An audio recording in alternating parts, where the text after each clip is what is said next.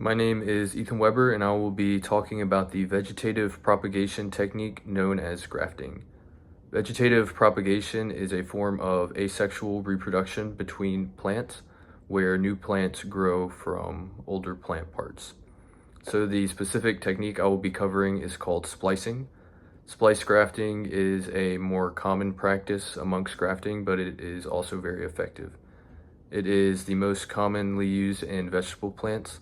So for my presentation, I will be using an example of a tomato plant. The first step in splice grafting is finding a goal.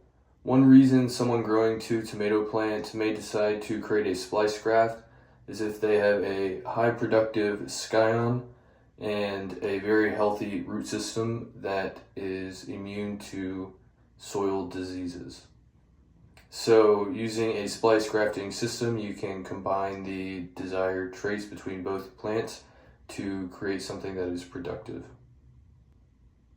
So the process begins by finding two plants that are both a couple of weeks old.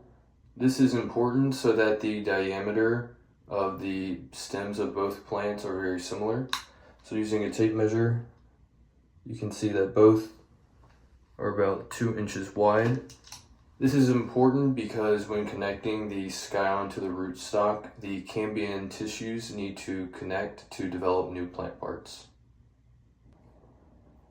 So after you have identified which two plants you want to use, you're going to want to use some pruners to remove the leaves of your plants, but particularly from the rootstock.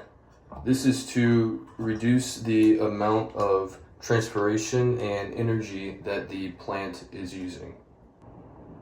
Now that the leaves have been pruned, I will use a grafting knife or a razor to cut a 30 to 40 degree slice into both the scion and the rootstock. When working with these as real plants, you'll want to hold both stems together to make sure that the slice will match whenever they are mended. I now have my cut scion that resembles a 30 to 40 degree line, which will match the rootstock of the other plant. So you'll want to combine the two and using a grafting clip, hold the two together. In order to ensure plant survival and create a profitable crop yield, it is important to keep the splice graft in high humidity to promote growth. And in about 7 to 10 days, you should see signs that the stem has re-solidified and that the splice graft was a success.